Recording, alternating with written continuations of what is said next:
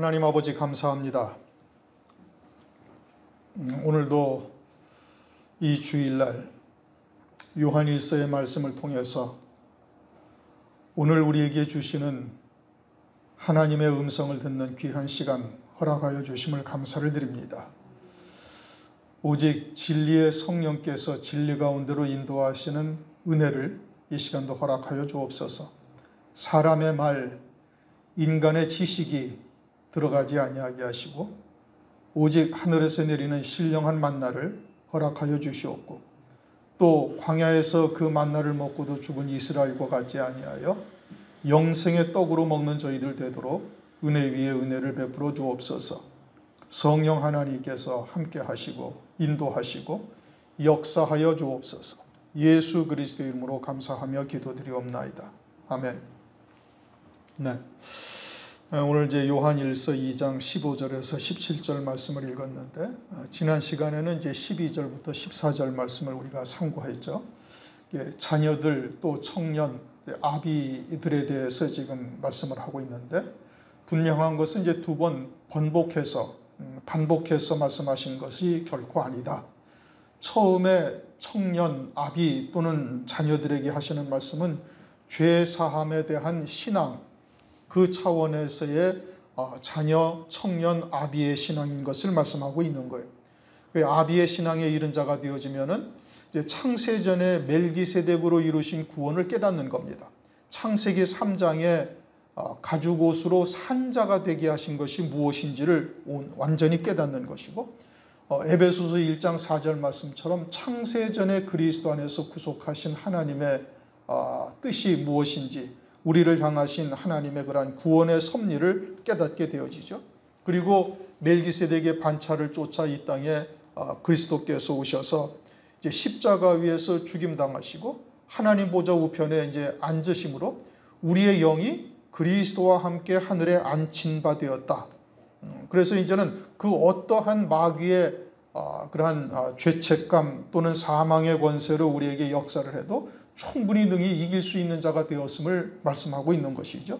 이제 그것을 깨닫고 그 믿음으로 확고한 믿음에 딱 서 있으면 이제 아비의 신앙에 이른 거예요. 이제 그와 같은 죄 사함의 문제, 우리의 구원의 문제에 있어서 그러한 가장 기본적인 것이 완전히 이제 아비의 신앙에 이른 자여야 이제 그 다음에 이제 하늘에 속한 자로서의 삶에 있어서의 또 어린아이, 또 청년, 아비의 신앙에 이르게 되어짐을 말씀하고 있는 거예요. 같은 말씀을 반복한 것이 아니죠. 그렇게 하늘에 앉힌 바 되어져서 하늘에 속한 자가 되어졌을 때 아비의 신앙은 뭐냐? 아비의 신앙은 아버지의 보좌 우편 영광 중에 앉히시는 하나님의 거룩하신 뜻을 깨닫고 그리고 그것을 이 땅에서 요한일서 1장 1절 말씀처럼 들은 바요, 본 바요, 주목하고 손으로 만진 바까지 되어져야 아비의 신앙이 되는 거예요. 그러면은 이 땅에 사는 삶이 하늘에 속한 기쁨을 누리면서 이 땅에서 살아가고 하늘에 속한 자로서 온전한 믿음으로 살고 있으니 세상의 것에 전혀 영향을 받지 않는 거예요. 마치 사도 바울처럼 내가 비천에 처할 줄 알고 풍부에 처할 줄도 알아서 일체의 비결을 배웠다. 또는 갈라디아서 6장 14절 말씀처럼 이제 세상은 내게 대하여 십자가에 못 박힌 바가 되었고 나도 또한 세상에 대해서 그러하다. 그러니 세상이 내게 어떠한 영향을 줄 수가 없는 거예요. 그러므로 세상이 감당치 못한다. 히브리서 11장 38절을 보면 그렇게 말하죠. 이런 사람은 세상이 감당치 못하다. 뭐 죽인다고 위협을 해도 전혀 미동도 하지 아니하고 도리어 기뻐하니 이제 그런 자들은 세상이 감당치 못할 믿음에 이른 것이죠. 그들은 하늘에 예비하신 영광이 무엇인지를 이제는 손으로 만진 바까지 되어져서 이 땅에서 그것을 누리면서 살아가는 거예요. 들은 바요, 본 바요, 만진 바까지 되어진 것. 그것이 이제 아비의 신앙이죠. 우리에게는 이제 요셉의 7년 풍년과 7년 흉년처럼 7년 풍년의 때 5배의 양식을 요셉이 치리하던 땅에 이제 내려주셨어요. 마찬가지로 오늘날 우리들에게는 이처럼 5배의 양식을 우리에게 내려주시고 있는 겁니다. 그것을 어떻게 먹느냐, 얼마나 또 먹느냐에 따라서 어린아이, 청년, 아비의 신앙으로 나뉘어지게 되는 거예요. 주님께서는 우리에게 모든 것을 다 주셨어요. 또 여호수아서 1장 3절을 보면 이렇게 말씀하시죠. 내가 모세에게 말한 바와 같이 무릇 너희 발바닥으로 밟는 곳을 내가 다 너희에게 주었노니. 아직 가나안 땅에 들어가기 전이죠. 요단강을 건너기 전에 모세가 이제 죽고 여호수아가 이스라엘 백성들을 인도하게 되었을 때 하나님께서 여호수아에게 주신 말씀인데, 네가 네 발바닥으로 밟는 땅을 내가 이미 주었다 이거예요. 아니 아직 한 발자국도 들어가질 않았는데 하나님께서는 이미 너에게 다 주었다 이거예요. 오늘날 우리들에게 하시는 말씀이죠. 우리가 그와 같이 이미 5배의 양식으로 하늘에서 이루시는 구원의 세계를 이제는 5배의 양식을 다 받아 먹은 바가 된 거예요. 그리고 이제 우리가 그 법궤, 즉 하나님의 언약의 말씀을 어깨에 딱 메고 이제는 요단 강물에 발을 디디면은 강물이 갈라지는 것이죠. 이제 그와 같은 것에 따라서 어린아이의 신앙, 그리고 청년의 신앙, 아비의 신앙으로 나뉘어지는 거예요. 이제 각자의 믿음으로 말미암은 것이죠. 그런데 문제는 뭐냐? 환난 날에 홍수물에 빠져 죽는 아이가 있음을 말씀하고 있죠. 그것은 이제 창세기 7장 노아의 홍수를 통해서 우리에게 그림자적으로 계시하고 있는 겁니다.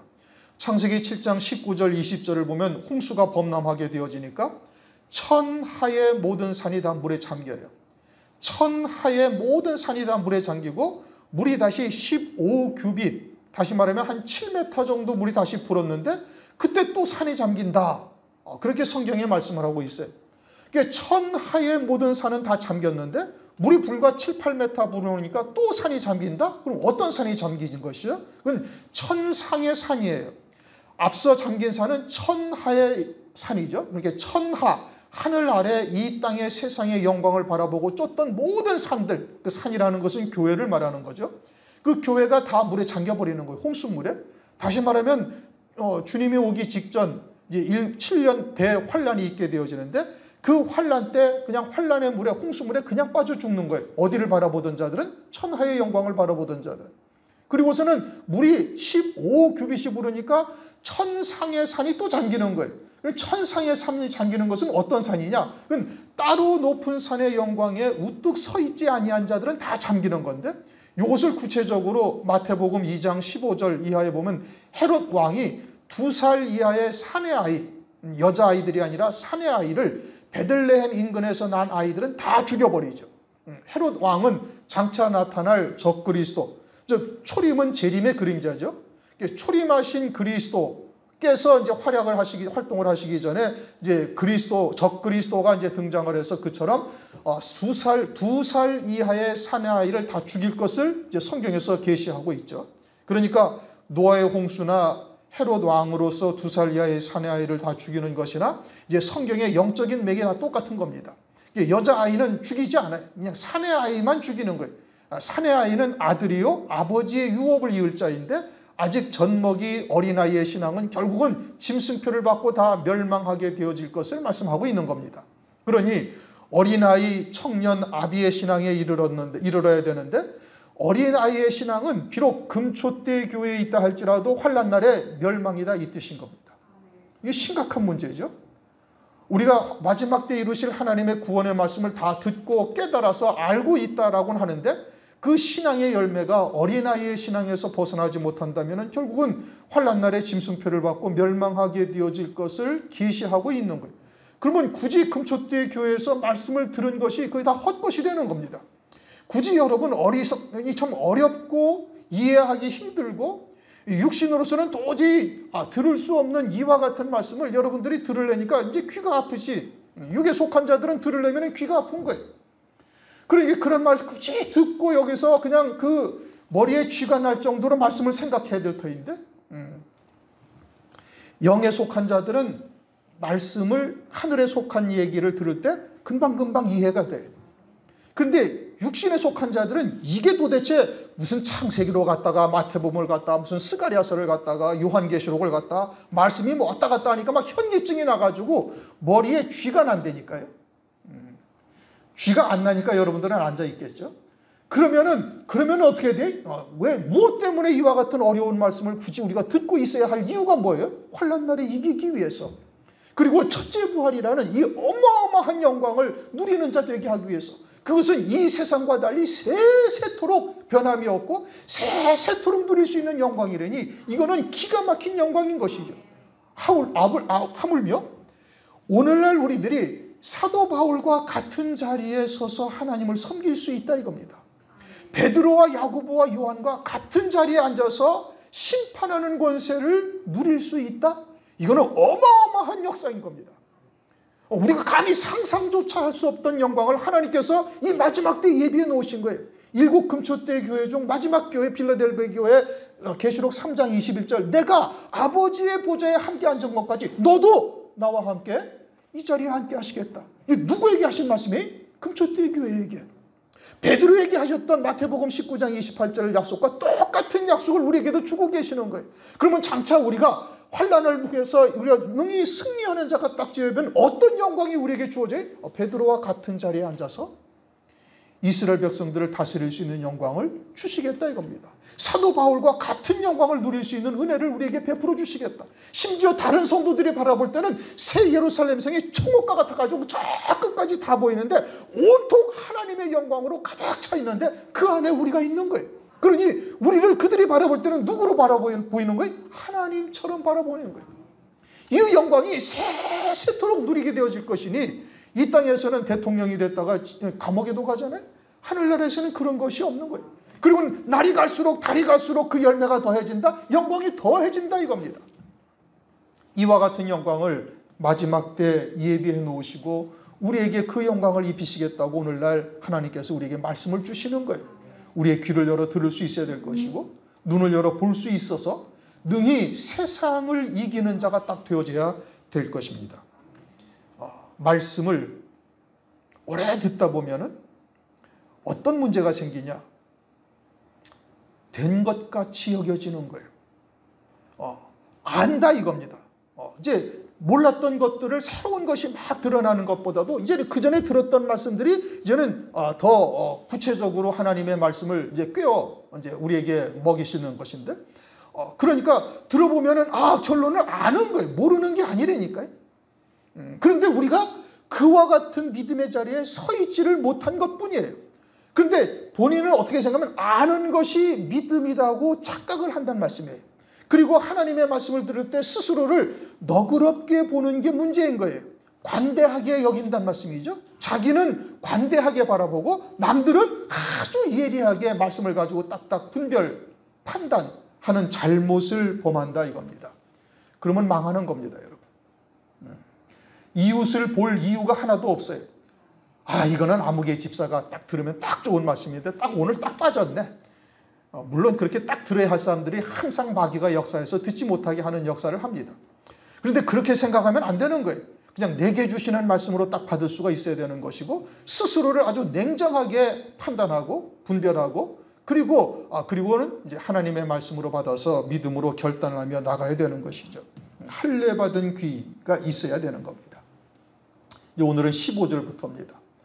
뭐 다 문자적인 내용이나 일반적인 뜻은 다 알죠. 그런데 이것이 우리에게 무엇을 의미하느냐? 이것을 우리가 잘 깨달아야 되죠. 15절, 이 세상이나 세상에 있는 것들을 사랑하지 말라. 이제 세상이나 세상에 있는 것들을 사랑하지 말라. 이제 세상에 있는 것은 이제 다음 절 16절에서 말씀하고 있어요. 그럼 여기서 세상을 사랑하지 말라. 이 세상이라는 것이 무엇이냐? 요한복음 3장 16절에 하나님이 세상을 이처럼 사랑하신 이 세상이라는 것은 이 땅에 보내심을 받은 하나님의 자녀들을 말하는 겁니다. 가죽옷을 지어 입히시고 이 땅에 보내셔서 그리스도의 이름으로 부름받은 자들, 이게 세상이에요. 요한복음 3장 16절의 세상이죠. 그러나 여기서의 세상은 천지 만물의 세상을 의미하고 있는 겁니다. 그리고는 이 세상을 사랑하지 말라. 세상이나 세상에 있는 것들을 사랑하지 말라. 왜? 세상은 곧 마귀 그 자신을 의미하고 있는 것이기 때문에 그러는 겁니다. 세상이 어떻게 마귀가 되어졌는가? 그래서 이제 창세기 3장에서 아담과 하와에게 하나님께서 창세기 1장을 보시면은 모든 것을 다스릴 권세를 주셨어요. 창세기 1장 28절. 하나님이 그들에게 복을 주시며 그들에게 이르시되 생육하고 번성하여 땅에 충만하라. 땅을 정복하라. 바다의 고기와 공중의 새와 땅에 움직이는 모든 생물을 다스리라. 그 누구에게 다스릴 권세를 주셨어요? 아담에게 하나님께서 모든 만물을 다스릴 권세를 주셨어요. 그런데 창세기 3장에 뱀이 나타나가지고 하와를 이제 꼬드기고 그렇게 해서 하와와 아담이 이제 그 나무의 실과를, 선악을 알게 하는 나무의 실과를 먹고 죽은 자가 되죠. 그래서 마귀의 말을 듣고 죽은 자가 되었으면은 그것은 마귀에게 진 자가 된 것이고, 베드로후서 2장 19절 누구든지 진 자는 이긴 자의 종이 됨이니라. 그러니 아담과 하와가 마귀에게 종이 되니 그들에게 주신 모든 권세가 누구에게로 넘어갔느냐? 이제 마귀에게로 넘어가서 마귀의 것이 되어졌어요. 그래서 누가복음 4장을 보면 예수님께서 40일 금식하신 후에 성령에 이끌려 마귀에게 시험을 받으셔요. 그때 마귀가 어떻게 이야기를 하는 거니? 누가복음 4장 5절 6절 마귀가 또 예수를 이끌고 올라가서 순식간에 천하만국을 보이며 가로되 이 모든 권세와 그 영광을 내가 네게 주리라. 이것은 내게 넘겨준 것이므로 나의 원하는 자에게 주노라. 이 천하의 모든 영광이 마귀에게 넘겨준 것이 되어졌고, 그리고 마귀가 원하는 자에게 그것을 다 줄 수가 있다. 마귀가 이렇게 얘기를 해. 그때 예수님께서 이게 어떻게 네 것이냐? 어떻게 이것이 너에게 넘겨졌느냐? 라고 반문하지를 않습니다. 그러면 예수님께서 그것을 그에게 넘겨지도록 허락을 하셨다, 이 뜻이에요. 그래서 마귀에게 넘겨준 것이 되었고, 마귀가 이 천하의 영광을 자기가 원하는 자에게 다 줄 수 있다라고 말씀하셔요. 그러니 이 세상은 곧 누구의 것이에요? 마귀에게 넘어간 것이고, 마귀의 것이고, 세상은 누구를 나타내요? 마귀를 나타내고 있어요. 그래서 세상을 사랑하거나 세상에 있는 것들을 사랑한다는 것은 곧 누구를 사랑하는 거예요? 마귀를 사랑하는 것과 마찬가지다. 그래서 세상을 사랑하지 말라. 세상에 있는 것들을 사랑하지 말라. 이렇게 말씀하셔요. 그래서 야고보서 4장 4절 가늠하는 여자들이여 세상과 벗된 것이 하나님과 원수임을 알지 못하느냐. 세상과 친구로 적당하게 사귀고 있어도 그것은 하나님과 원수가 된 것이고 하나님 앞에 영적으로 간음하고 있다, 이렇게 말씀하고 있는 겁니다. 그러니까 이제 일부 말장난하는 신학자나 목사들이 그러면은 세상은 사랑하지 않으면 된다 이겁니다. 세상은 사랑하지 않대. 지금 야고보서 4장 4절에서는 뭐라고 말씀하셨죠? 세상과 벗된 것이, 세상과 벗되었다라는 것은 적당하게 사귀고 있어도 그것은 뭐라는 거예요? 그것은 하나님 앞에 영적으로 간음하는 것이다 이겁니다. 그런데 사랑하지 말라 말씀하셨으니 그냥 사랑만 하지 않으면 된다. 사랑하지 않으면 된다. 좋아하지 않으면 된다. 그거는 말장난이죠. 하나님의 말씀에 전체적인 흐름 맥이 무엇인지, 영적인 흐름이 무엇인지를 보지 아니하고 그저 단어 하나를 가지고서 엉뚱한 해석을 하고 확대 해석을 하는데, 이것은 아주 크게 잘못 생각하는 겁니다. 우리는 하나님으로부터 태초부터 있는 생명의 말씀으로 사귄 바 되어진 자죠. 다시 말하면 우리의 생명의 근원이 아버지께로부터요, 아주 창세 이전에, 즉 영의 세계나 물질 세계를 짓기 이전부터 하나님께서 우리를 사랑하사 영원한 영광을 하늘에 예비해 놓으시고 그것을 이루기 위해서 이 땅에 보내심을 받은 거예요. 그러니까 세상은 우리의 동경의 대상이나 우리의 목적이 될 수가 절대 없는 거예요. 하늘 위에 예비하신 영광, 즉 새 생명 가운데 사는 자라면 당연히 그것이 우리의 신앙의 모든 초점이 거기에 맞춰져 있어야 할 것이고, 세상이 내게 관계할 것이 없는 자여 나도 또한 세상에 대하여 그러하다라는 사도 바울의 고백이 자신의 고백이 되어져야 되는 거예요. 그러므로 믿음의 조상인 아브라함은 어떠하였는가? 히브리서 11장 15절 16절 저희가 나온 바 본향을 생각하였다면 돌아갈 기회가 있으려니와 저희가 이제는 더 나은 본향을 사모하니 곧 하늘에 있는 것이라.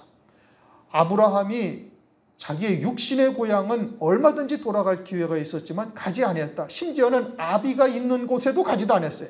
하란 땅에 아비가 있는데 아브라함이 아비 집을 떠난 후에 60년 동안이나 그 아비는 하란 땅에서 살고 있음에도 아비에게도 가지 않았다는 거예요.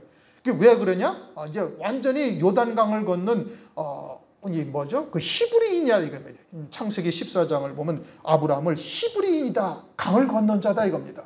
우리 오늘날로 말하면 새 피조물이요 그리스도 안에 새 생명으로만 사는 자가 되었고 하늘에 속한 자로만 산 거예요. 그래서 하늘 본향을 사모하는 그 신앙의 중심이 그대로 나타난 거예요. 육신의 고향도 갔다가 하늘 본향을 사모하는 자가 돼서 다시 가나안 땅으로 왔다, 이것이 아니고 오직 하늘 본향만 사모함으로 육신의 본향은 돌아갈 기회가 있어도 전혀 가지 않았다 이겁니다. 그러니까 세상에 속한 자로서는 완전히 끊어진 자로서, 세상과는 끊어진 자로서의 살았음을 말씀하고 있는 거예요.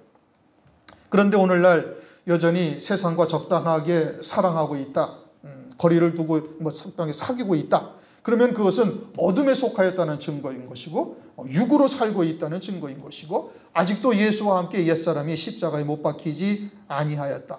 그리고 하나님으로부터 우리가 충분한 은혜를 입고 있음에도 불구하고 그 빛을, 생명의 빛을 쫓지 아니하고 어둠의 빛을 쫓고 있다. 이제 이것을 우리에게 나타내고 있는 겁니다. 그래서 누구든지 세상을 사랑하면 아버지의 사랑이 그 속에 있지 아니하니, 세상에는 아버지의 사랑이 그 속에 있지 아니하다, 그렇게 말씀하고 있죠. 태초부터 생명의 말씀과 확인바 되어진 우리들에게는 하나님의 사랑이 우리에게 아주 충분히 부은바 되었죠. 그로 말미암아 우리가 성령 안에서 하늘이 나의 본향이라는 것을 우리가 깨닫게 하시고 예비하신 영광이 있다는 것을 알고 하늘의 모든 신령한 복으로 복 주시려고 이 땅에 보내신 아버지의 사랑을 우리가 안다 이겁니다.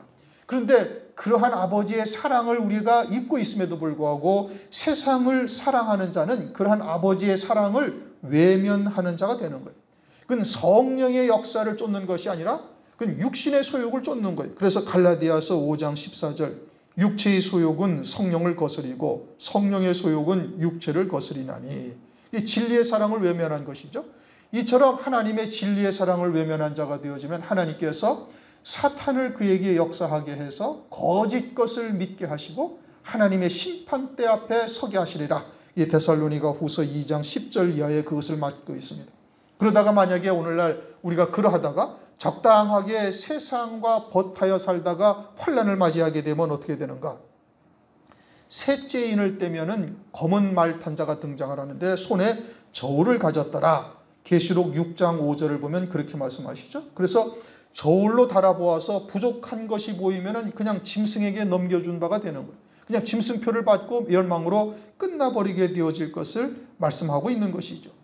환난 날에 멸망되어지면 영원한 멸망인 겁니다. 금초대 교회에서 그 어떠한 말씀을 들었던 것 아무 소용이 없어지는 것이에요. 그러니 우리 안에는 늘 이와 같은 영적인 갈등, 영적인 싸움이 항상 내재되어져 있죠. 육신의 본향을 쫓을 것인가, 하늘 본향을 쫓을 것인가에 대한 갈등이 항상 있어요.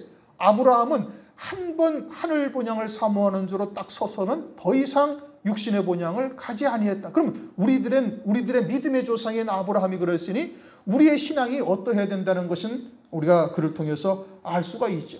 그런데 적당하게 벗되어 살고자 하는 사람들이 많다 이겁니다. 우리가 우리의 삶이 어떠한지를 우리 스스로 딱 돌아보면 금방 알 수 있는 것이죠. 16절, 이는 세상에 있는 모든 것이 육신의 정욕, 안목의 정욕, 이생의 자랑이다. 이제 세상에 있는 것 말씀하고 있죠. 세상에 있는 모든 것은 누가 지으셨어요? 주님이 지으셨어요. 요한복음 1장 3절, 만물이 그로 말미암아 지은 바 되었으니 지은 것이 하나도 그가 없이는 된 것이 없느니라. 골로새서 1장 16절을 보면은 보이는 것들과 보이지 않는 것들과 정사와 모든 권세와 이 모든 것들이 다 그로 말미암아 지은 바 되어졌고 모든 것들이 다 주님을 위해서 지어졌고 그리고 주님 안에 다 서 있다. 만유의 주권이 누구예요? 주님이시고, 그러면 만유의 주권자이신 주님께서는 모든 것들, 보이는 것들과 보이지 않는 것들을 무엇을 위해서 그것을 섭리하고 계셔요? 아버지의 뜻을 이루기 위해서 섭리하고 계시는 겁니다.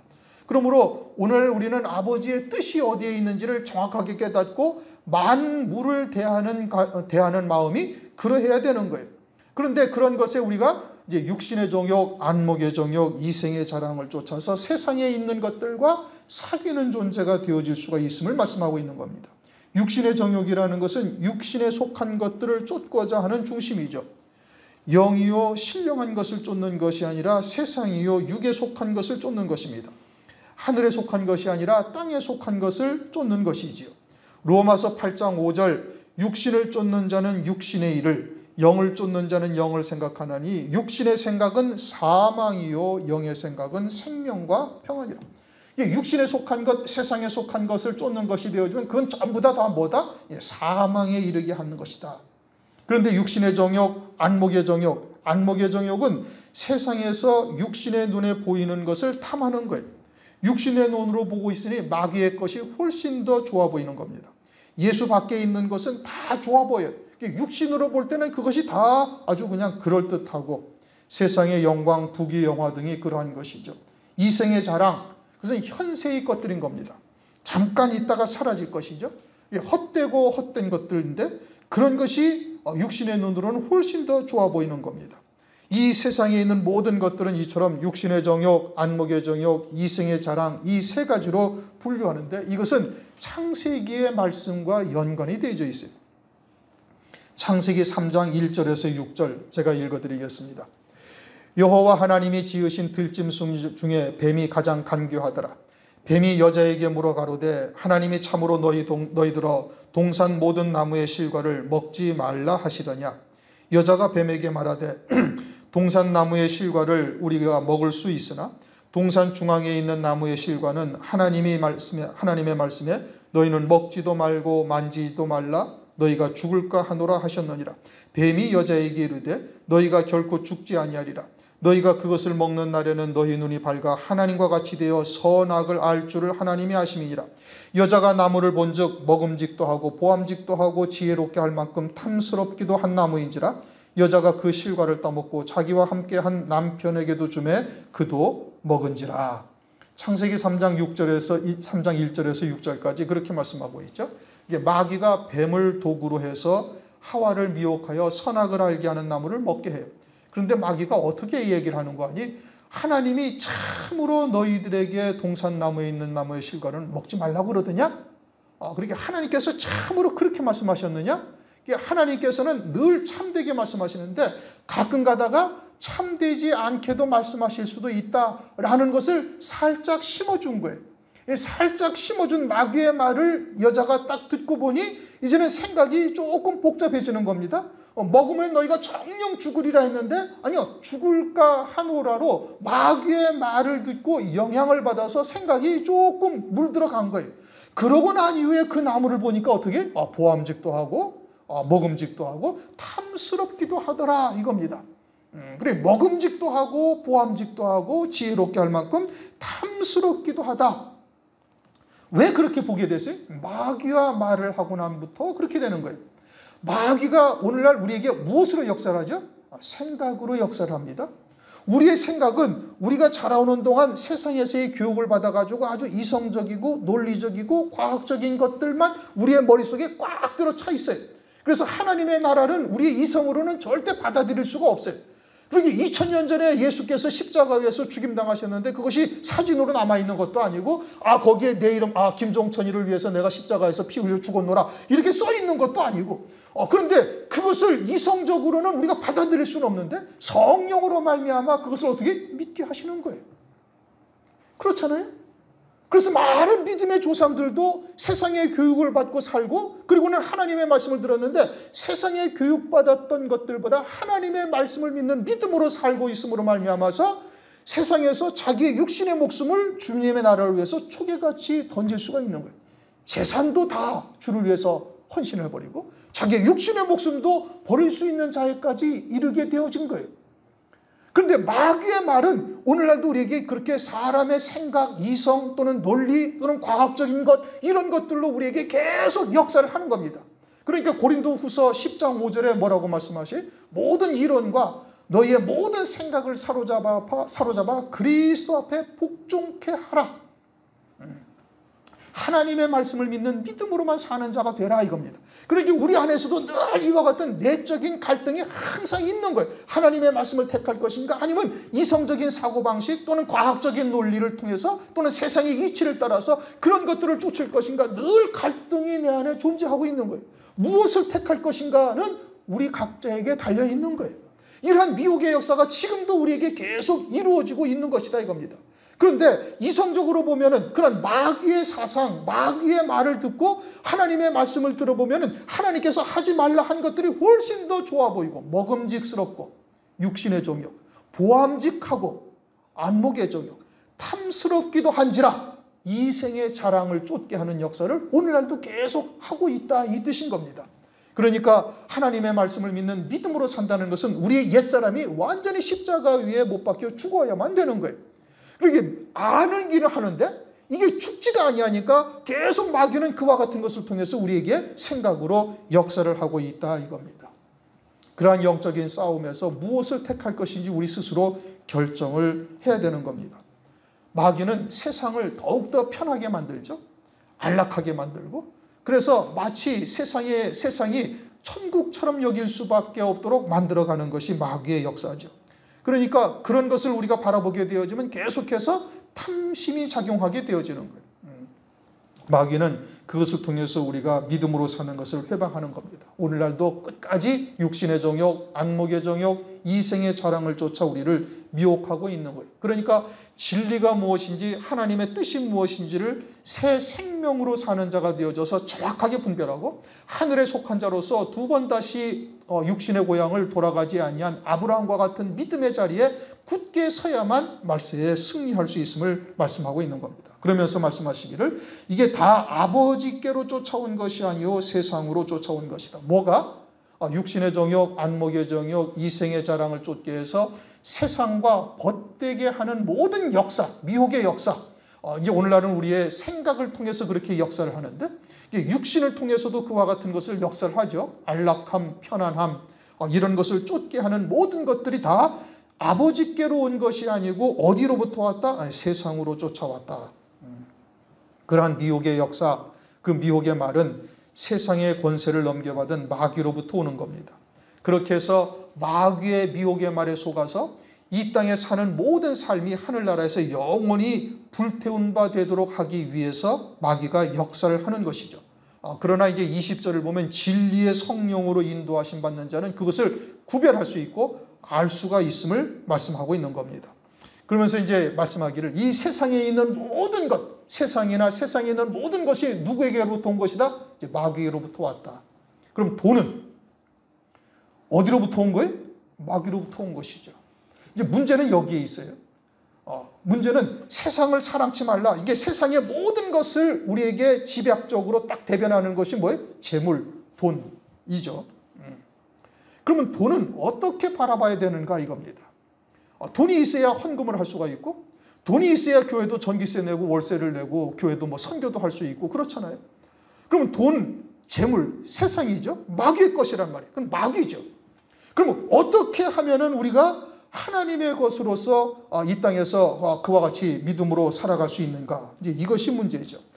돈과 같은 세상의 것이 없이 우리가 살아갈 수가 있는가? 살지 못하는 거예요. 그런데 그 돈은 세상이요 아버지께로부터 온 것이 아니라 하시니, 그럼 우리는 어떻게 살아야 되는가? 예수 그리스도 안에서 이것이 무엇을 의미하는가? 어떻게 해야 그것을 우리가 세상과 사귐이 되지 아니하고 살아갈 수 있는 존재가 되는가? 그래야만 환난날이 이길 수가 있는 겁니다. 로마서 14장, 이제 뭐 여러분들한테 질문해서 답변이 나오기는 어렵죠. 그러니까 이제 답을 말씀을 드리는 겁니다. 또 이제 주보에다 다 이미 기록을 해놨으니까 읽어보셨으면은 이제 어느 정도의 답은 이제 알고 있죠. 사실 이 주보에 이 지금 내용을 써놓는 것이 도움이 안 될 수도 있어요. 이것이 어떤 그 말씀을 들으면서 상당한 충격을 받고 이렇게 되어질 때 그것이 이제 잊혀지지 아니하는 이제 거죠. 학교에서 선생님한테 이렇게 세우심을 받아가지고 수치를 딱 겪게 되어지면은, 그러면은 그날 그 수치를 겪게 되어진 그 문제에 대해서는 평생을 잊어버리질 않습니다. 그래요, 안 그래요? 그렇죠. 그러니까 목사가 이제 때로는 뭐 묻기도 하고 질문도 해서 답변을 못하고 좀 여러 성도들 앞에 체면이 조금 구겨지게 되면 그 문제에 대해서 이제 평생을 잊어버리질 않아요. 사실 이 문제는 이제 그렇게 해설해도 우리가 완전하게 딱 깨닫고 있어야 되는데, 이제 주보에 뭐 다 요약을 내용을 해서 이제 써놨으니까 답을 이미 이제 어렴풋이 다 알고 있는 바이니까 이제 그렇게 내게 충격으로 다가오지를 않는단 말입니다. 그러면 이제 조금 지나면 또 잊어버리는 거예요. 그러나 이것은 여러분들이 잊어버려서는 아니 될 문제, 상당히 중요한 문제인 겁니다. 그리스도인과 돈, 이 관계를 우리가 어떻게 설정해야 되는가? 세상은 마귀요, 세상은 하나님과 원수가 되는 것인데 세상과 벗됨이 하나님과 원수요 그건 간음이라고 그러시니 그러면 물질에 대해서는 우리가 어떠한 신앙관을 가져야 되는가가 이게 상당히 중요한 문제인 겁니다.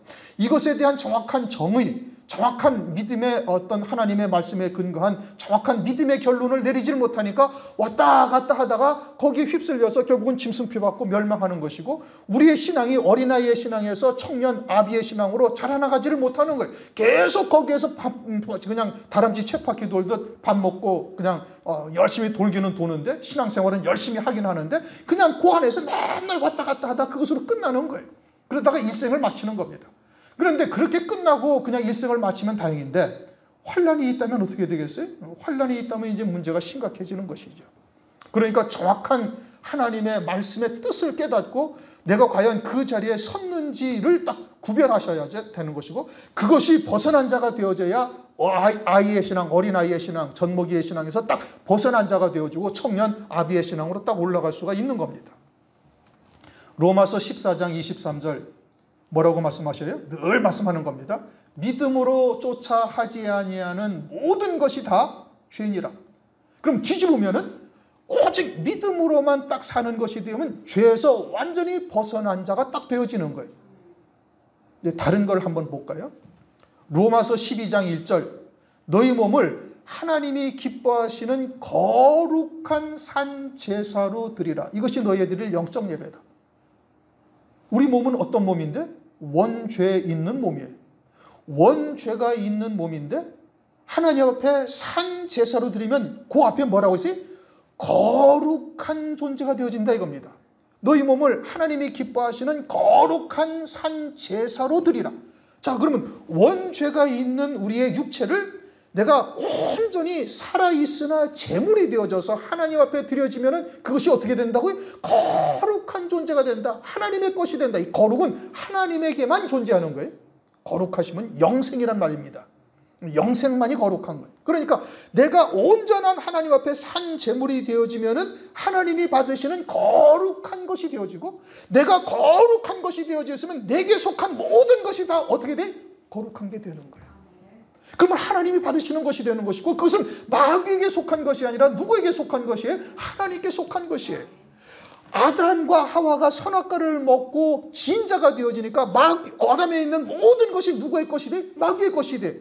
그러면 반대로 내가 하나님 앞에 거룩한 산 제사, 산 제물로 드려지고 오직 하나님의 말씀을 믿는 믿음으로만 살아서 내 이성 또는 생각 또는 어떤 세상의 이치 이런 것들을 다 내려놓고 하나님의 말씀을 믿는 믿음으로만 살아서 하나님이 거룩하시니 말씀이 곧 하나님이시니 하나님의 말씀을 믿는 믿음으로만 사는 자는 나는 거룩한 존재가 된 것이고 그러면 내 안에 있는 내게 속한 모든 것은 어떠한 것이 되는 거예요? 거룩한 것이 되는 거예요.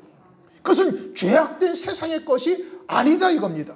내가 하나님 앞에 온전한 산제물로 드려지게 되어지면 내 안에 있는 모든 것이 다 거룩한 것이 되어지고 하나님이 연락하시는 것이 되어지는 거예요.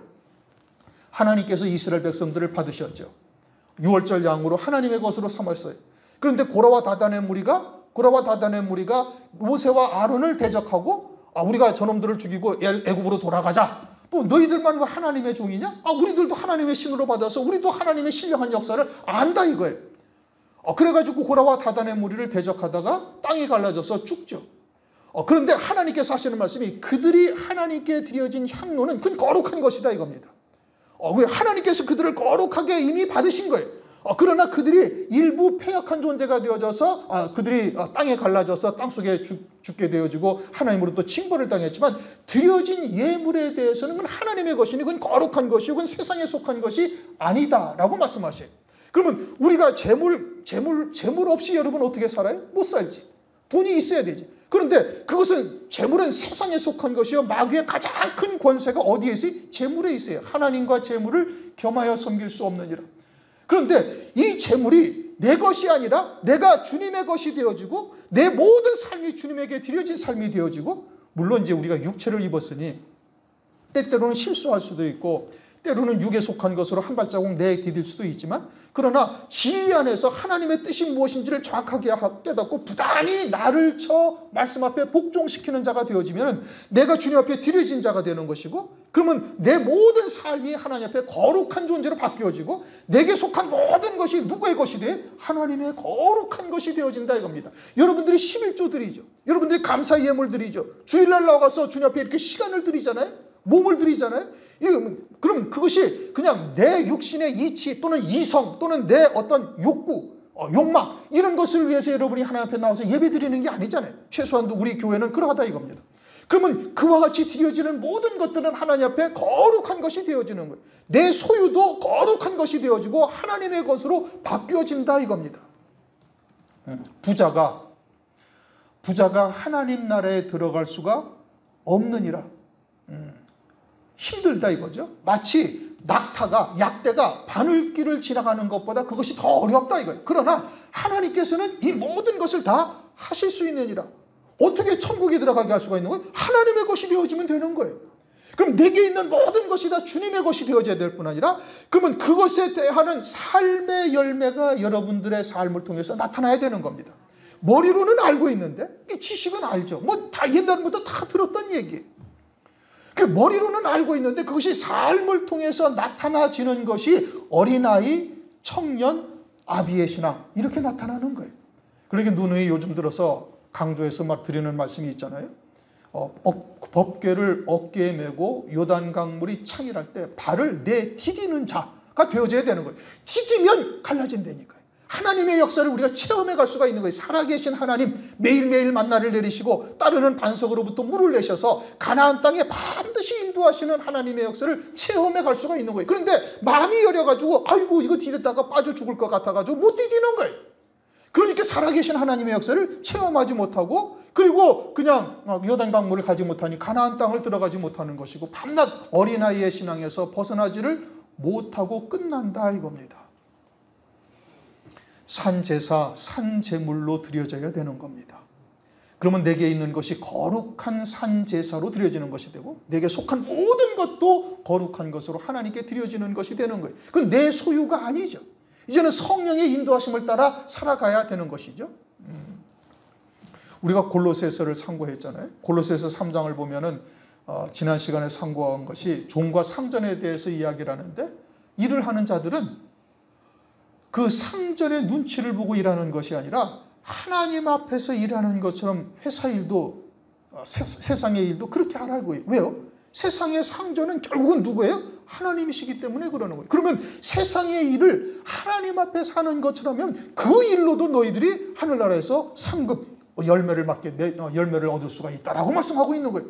교회 와서 예배 드리는 것만 영생의 열매가 아니고 세상의 모든 일도 내가 그리스도의 것이 되어져서 살아갈 때는 그것도 내게 영생의 열매가 되어지고 있음을 말씀하고 있는 것이죠. 문제는 내가 얼마나 산제사, 산제물이 되어 하나님께 드려지고 있느냐에 따라서 어린아이의 신앙, 청년의 신앙, 아비의 신앙으로 되는 것이고, 아비의 신앙은 이제는 손으로 만진 바가 되어져서 아비들이 꿈을 꾸는 것처럼, 늙은이들이 꿈을 꾸는 것처럼 다 느끼면서 이제 하늘의 영광을 이 땅에 누리면서 사는 자가 되어지는 것이죠. 17절, 이 세상도 그 정욕도 다 지나가되. 세상은 영원히 존재하는 것이 절대 아닙니다. 베드로서 3장 7절, 이제 하늘과 땅은 그 동일한 말씀으로 불사르기 위하여 간수하신 바 되어 경건치 아니한 사람들의 심판과 멸망의 날까지 보존하여 두신 것이라. 주님이 이 땅에 오시면 심판의 주로 오시죠. 그러면 이 세상은 완전히 다 뒤집어지고 새 하늘 새 땅이 되는 겁니다. 이사야서 35장이나 이사야서 65장, 히브리서 1장 10절 이하에 하나님께서 주의 손으로 지은 이것들은 옷처럼 낡아져서 다 갈아입게 되어진다. 7번째 진노의 대접이 이루어지면 하늘에서 중수가 1달란트 60kg이나 되는 우박이 떨어져요. 여러분 요즘 기상체해를 보면은 어떤 동네에 야구공만한 우박이 떨어지니까 뭐 자동차고 뭐고 다 부서져 버려요. 그런데 그냥 60kg이나 되는 우박이 하늘에서 떨어지면 어떻게 됐어요? 이 세상의 건물이나 이런 것이 남아날 리가 없죠. 더군다나 세상의 땅이 크게 세 갈래로 갈라져가지고 다 뒤집어진다 이겁니다. 그러면 속에 있는 용암이나 멘틀이 다 튀어나와가지고 완전히 새 하늘 새 땅으로 이 땅이 바뀌어지고 에덴 동산과 같은 곳으로서 변화되어서 주님이 1000년 동안 죽음도 없고 고통도 없는 이와 같은 하나님의 나라, 그리스도의 나라가 이 땅에 펼쳐지게 되어지는 겁니다. 이 세상은 그때까지 존재하는 거예요. 그리고 그때는 이 세상도 다 지나가는 거예요. 정욕, 육체가 살아있는 동안만 존재하는 것이죠. 죽고 나면은 없어지는 거예요. 그러니 하나님 나라에서는 전혀 상관이 없는 것이 육신의 정욕, 안목의 정욕, 이생의 자랑인 거예요. 그리고 그것은 풀과 같고 풀의 꽃과 같다. 베드로전서 1장 24절 이하에 그렇게 말씀하고 있죠. 잠깐 있다가 사라지는 것이다. 그래서 전도서에 보면 그냥 다 헛되고 헛되니 헛되고 헛되도다. 전도서 1장 14절. 내가 해 아래서 행하는 모든 일을 본즉 다 헛되어 바람을 잡으려는 것이로다. 해 아래서 행하는 모든 것이 다 헛된 것이라고 성경에 말씀하고 있어요. 전도서는 누구에 의해서 지어졌죠? 솔로몬에 의해서. 솔로몬은 당시의 최고의 왕이었고 지혜로서는 하나님의 지혜를 받아서 초목을 논할 정도의 지혜를 받았어요. 다시 말하면 초목이 무엇 때문에 존재하는지 하나님께서 만드신 이유가 무엇인지까지 깨달은 그와 같은 지혜를 받은 자가 솔로몬이에요. 그리고선 세상에 온갖 영화를 누리고 처첩을 1000명이나 둔 자가 솔로몬인 거예요. 무엇이 참된 기쁨이요 희락인가를 알고자 그렇게 해봤는데 모든 것이 다 해 아래서 하는 것이 다 헛되고 헛되다.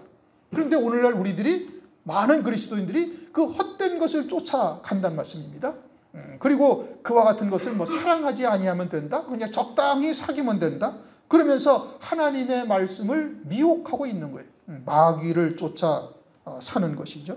그러므로 전도서 7장 1절 2절 이렇게 말씀하세요. 죽는 날이 출생하는 날보다 나으며 초상집에 가는 것이 잔치집에 가는 것보다 나으니 모든 사람의 결국이 이와 같이 됨이라. 산 자가 이것에 유심하리로다. 출생하는 날은 이 땅에 영생의 열매를 맺기 위해서 보내심을 받는 날이고 죽는 날은 영원한 세계로 가는 날이에요. 그리스도 안에서 안식하러 가는 날이죠. 그러니까 영적인 입장에서 바라보면 죽는 날이 훨씬 기쁜 날이에요. 출생하는 날은 이 땅에 고생하러 온 거예요. 그런데 대부분 사람들은 출생하는 날 생일을 기뻐하고 죽는 날을 슬퍼한단 말입니다. 거꾸로 알고 있죠. 왜 그래요? 육신의 시각으로 바라보니까 그러는 거예요. 그래서 성경에서는 죽는 초상집을 가라 이겁니다. 초상집을 가면은 나도 이제 며칠 후 요단강을 건너갈 것이니 하나님의 나라를 생각할 것이고 그러니 남은 생애를 어떻게 살아요? 주님의 뜻을 위해서 사는 자로 바뀌어지죠. 열매 맺는 자로 바뀌어진다 이겁니다. 그런데 잔치집에 가면은 즐겁고 육신의 희락, 연락으로 기뻐하는 집이 잔치집이죠. 그들과 함께 나도 세상의 기쁨으로 즐거워하는 자가 되죠. 그러면은 육신의 정욕, 안목의 정욕, 이생의 자랑만 살아나는 거. 아이고 누구리 집에는 텔레비가 뭐 100인치짜리를 갖다 놨대. 야, 그거 1000만 원이 넘는 데더라. 야, 차가 무슨 뭐 이상한 차를 샀대. 뭐 포르쉐 뭐를 타고 다니죠. 뭐 그러면서 계속 육신의 정욕, 안목의 정욕, 이생의 자랑만 나타나게 되는 겁니다. 그러나 그것은 세상도 지나가고 정욕도 잠깐이면 끝나는 겁니다. 그리고서는 오직 하나님의 뜻을 행하는 이는 영원히 거하느니라. 왜요? 하나님의 말씀이 영생의 말씀이기 때문에, 하나님의 말씀이 영원한 생명이 되기 때문에, 그래서 하나님의 뜻을 행하는 자, 우리를 향하신 하나님의 뜻은 아주 불을 보듯 뻔하죠. 첫째 부활의 영광이요 그리스도의 신부, 그것을 7년 환란이라는 이 엄청난 환란을 통해서 하나님께서 적그리스도에게 권세를 주시고 이루어 가시는 거예요. 그 환란 가운데 우리를 정결한 자로 세우셔서 한때, 두때, 반때의 순교를 통해서 그와 같은 영광을 우리에게 주시겠다라고 지금 약속하고 있는 겁니다. 그렇다면 우리는 하늘 본향과 세상의 본향 어떤 것을 더 쫓아야 될 것인가? 아주 명확관한 일이에요. 세상의 재물, 우리가 어떠한 신앙관을 가지고 그것을 바라봐야 될 것인가? 명확관한 얘기예요. 불을 보듯 뻔한 거예요. 그러면 이제는 발걸음을 내디디면 되는 겁니다. 이미 알고 있는 사실이니 이제는 믿음으로 발걸음을 내디디면 되는 거예요. 발걸음을 내디딘다라는 것은 우리의 삶에 그와 같은 영생의 열매가 맺혀지면 된다 이겁니다. 내게 있는 모든 시간, 재능, 재물, 모든 것을 다 아버지의 뜻을 위해서 사용할 수 있어야 되는 거예요. 그것에 우리의 소망을 두거나 그것에 우리의 탐심을 두어서는 아니 되는 것이죠. 세상은 내게 대하여 못 박혔고 나도 또한 세상에 대하여 그러해서 이제 그것을 통해서 아버지의 영광을 무엇을 위해서 사용할 것인가를 바라보고 거기에 헌신할 수 있는 자가 되어야 되는 겁니다. 믿음의 결단을 하고 요단강물에 발을 디디시기를 주님의 이름으로 축원합니다. 기도합니다. 하나님 아버지, 오늘 요한일서 2장 15절 17절까지 말씀을 통해서 이 세상에 대한 시각을 우리가 어떻게 바라보느냐, 어떠한 믿음으로 열매를 맺고 있느냐에 따라 아이의 신앙, 젖먹이, 또 청년의 신앙, 또 아비의 신앙으로 구별되고 있음을 깨닫게 하심을 감사를 드립니다. 과연 나는 어디에 속한 자인지 말씀을 통해서 냉정하게 스스로를 분별할 수 있게 하시옵고, 이제는 요단강 앞에 선 제사장처럼 법궤를 메고 요단강물에 발을 디딜 수 있는 믿음, 결단을 할 수 있도록 은혜를 베풀어 주시오며, 그것이 우리의 삶 가운데 영생의 열매가 되어 나타날 수 있도록 역사하여 주시옵소서. 교회를 통해서 또 우리에게 주신 하나님의 뜻을 위해서 우리가 그와 같은 믿음의 결단을 하며 달려갈 수 있도록 은혜 위에 은혜를 베풀어 주옵소서. 성령으로 충만함으로 역사하여 주시옵소서. 예수 그리스도의 이름으로 감사하며 기도드리옵나이다. 아멘.